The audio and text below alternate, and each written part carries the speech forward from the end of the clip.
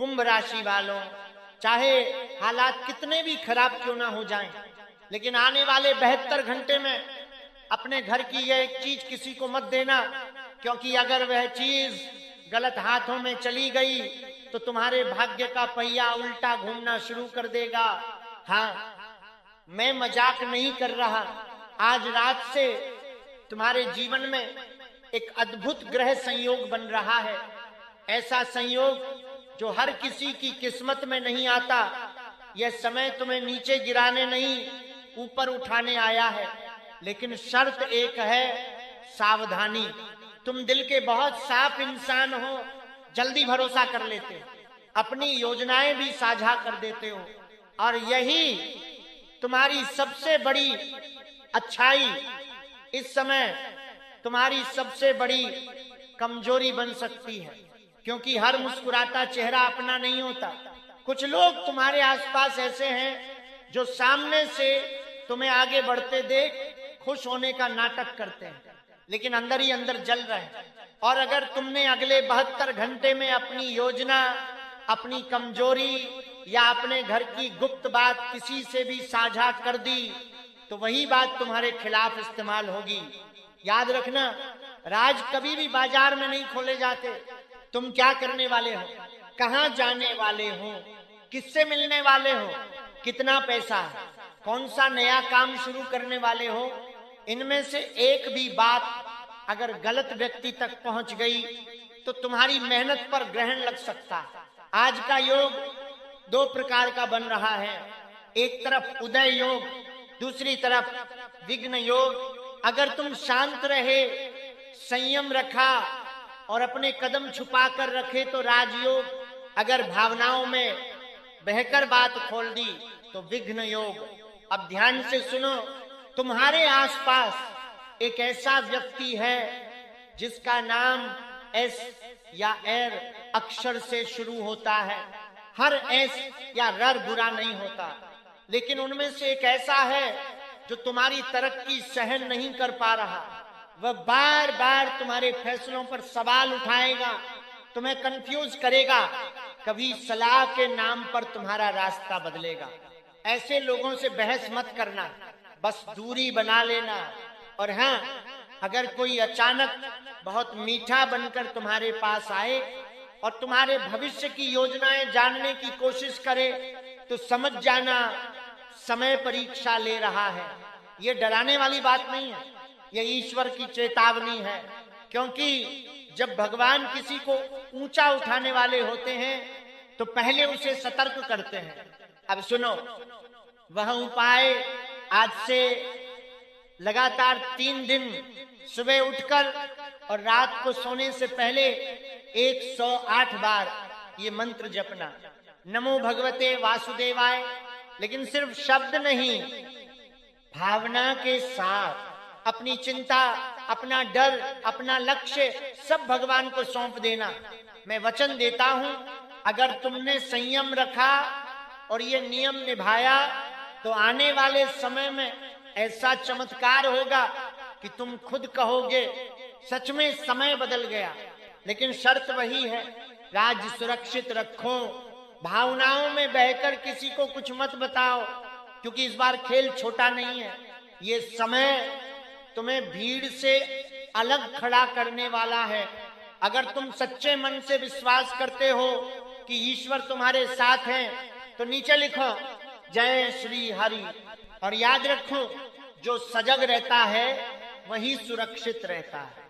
दोस्तों, लेकिन अभी बात खत्म नहीं हुई है, क्योंकि जो संकेत मुझे दिखाई दे रहे हैं वो साधारण संकेत नहीं है। अगले 72 घंटे में तुम्हारे सामने एक ऐसा अवसर आएगा जो बाहर से छोटा लगेगा, लेकिन वही तुम्हारी किस्मत का दरवाजा खोल सकता है। और मजेदार बात क्या है, वही व्यक्ति जिससे तुम्हें सावधान रहने को कहा गया है, वही उस अवसर के बीच में खड़ा मिलेगा।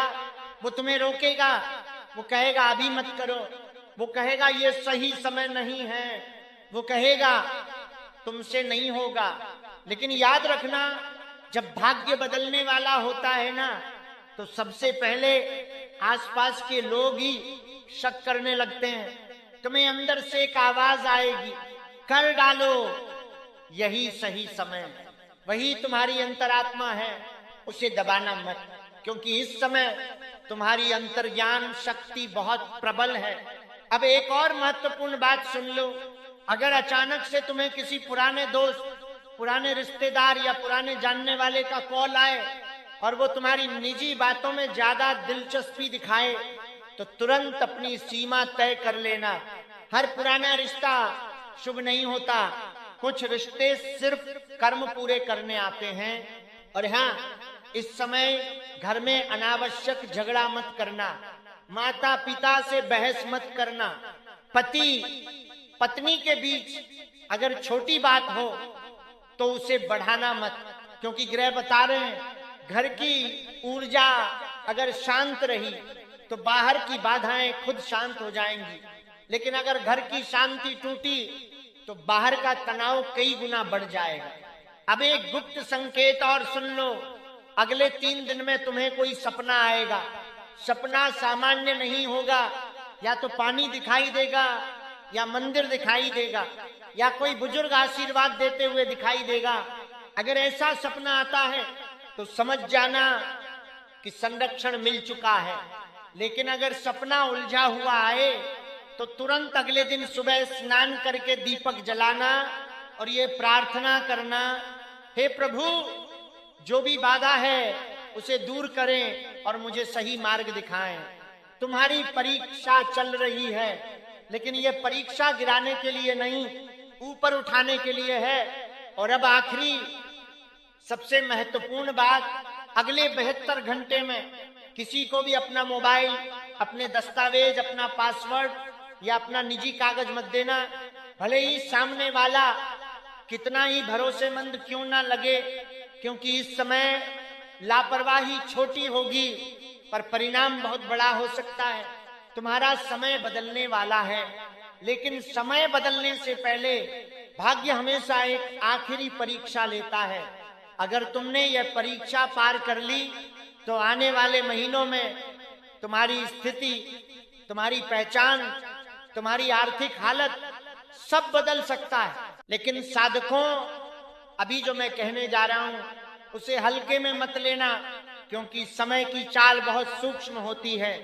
वो शोर नहीं करती, संकेत देती है। तुम्हारे जीवन में अभी जो बेचैनी चल रही है ना, वो यूं ही नहीं है। तुम महसूस कर रहे हो कि कुछ बड़ा होने वाला है। मन कभी अचानक उत्साहित हो जाता है, कभी बिना वजह भारी हो जाता है। ये साधारण मानसिक स्थिति नहीं है, ये परिवर्तन से पहले की ऊर्जा है। जब जीवन करवट लेता है तो पहले आत्मा को खबर मिलती है और तुम्हारी आत्मा जाग चुकी है। लेकिन समस्या क्या है? समस्या ये है कि जैसे ही किसी का भाग्य चमकने वाला होता है, वैसे ही नकारात्मक शक्तियां सक्रिय हो जाती हैं। डरने की जरूरत नहीं है, बस सजग रहने की जरूरत है। अब ध्यान से सुनो, अगले कुछ दिनों में तुम्हें 2 तरह के लोग मिलेंगे। पहला जो तुम्हें प्रेरित करेगा, दूसरा जो तुम्हें भ्रमित करेगा। पहले को पहचानना आसान होगा, दूसरे को पहचानना कठिन होगा, क्योंकि भ्रमित करने वाला व्यक्ति तुम्हारे बहुत करीब होगा। वो तुम्हारे साथ बैठकर हंसेगा, तुम्हारी तारीफ करेगा, तुम्हारे सपनों की बात करेगा। लेकिन जैसे ही तुम उससे दूर जाओगे, वो तुम्हारी योजना में कमी निकालने लगेगा। और सबसे खतरनाक बात क्या होगी?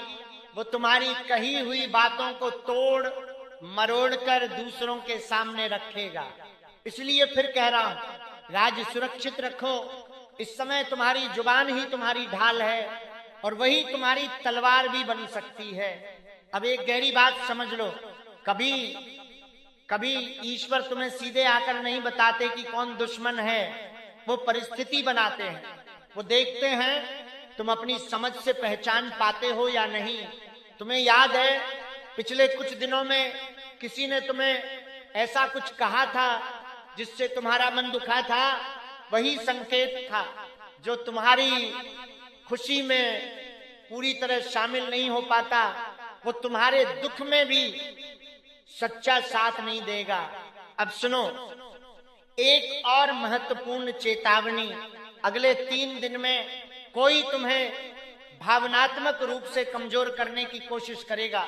वो तुम्हें पुराने एहसास याद दिलाएगा, पुरानी गलती याद दिलाएगा, पुराना डर जगाएगा, ताकि तुम निर्णय लेने की स्थिति में कमजोर पड़ जाओ। लेकिन तुम्हें क्या करना है? शांत रहना है, क्योंकि यह समय प्रतिक्रिया देने का नहीं, निरीक्षण करने का है। जो व्यक्ति तुम्हें बार बार ये एहसास दिलाए कि तुम्हारे बिना मैं कुछ नहीं, या मैंने तुम्हारे लिए इतना किया, वो तुम्हें भावनात्मक बंधन में बांधना चाहता है। सच्चा अपना कभी एहसान नहीं गिनाता। और अब बात करते हैं धन की। अगर इस समय कोई निवेश का प्रस्ताव आए, या अचानक कोई स्कीम बताई जाए, या कहा जाए कि बस अभी पैसा लगा दो, तो तुरंत निर्णय मत लेना। समय कह रहा है धैर्य रखो। जो चीज सच में तुम्हारे लिए बनी है वो भागकर नहीं जाएगी, लेकिन जो जाल है वो जल्दी करवाने की कोशिश करेगा। अब एक आध्यात्मिक संकेत सुनो। अगर इन दिनों तुम्हें बार बार कोई विशेष संख्या दिखे, जैसे 11 या 222 या 108, तो समझ जाना ऊपर से ऊर्जा सक्रिय है। ये संकेत है कि तुम्हें अपने विचारों को पवित्र रखना है, क्योंकि इस समय तुम्हारे विचार बहुत जल्दी वास्तविकता बन सकते हैं। इसलिए नकारात्मक सोच को तुरंत रोकना। अब एक छोटी सी कहानी सुनो। एक साधक था, उसके जीवन में भी ऐसा ही समय आया। उसे चेतावनी मिली थी, राज्य सुरक्षित रखो, लेकिन उसने अपने सबसे करीबी दोस्त को सब बता दिया। दोस्त ने मुस्कुराकर सुना, सलाह भी दी, लेकिन भीतर ही भीतर उसने वही योजना अपने नाम से आगे बढ़ा दी। साधक खाली हाथ रह गया। लेकिन जब उसने भगवान से पूछा, मेरे साथ ऐसा क्यों हुआ, तो उत्तर मिला, तुम्हें संकेत दिया था, तुमने विश्वास किया, लेकिन विवेक नहीं लगाया। इसलिए मैं फिर कह रहा हूं, विश्वास रखो, लेकिन विवेक के साथ। अब सबसे गहरी बात, तुम्हारा समय इसलिए बदलने वाला है क्योंकि तुमने बहुत सहा है। तुमने अपमान सहा, तुमने इंतजार किया, तुमने दूसरों को आगे बढ़ते देखा और खुद को रोका। ईश्वर सब देख रहे थे।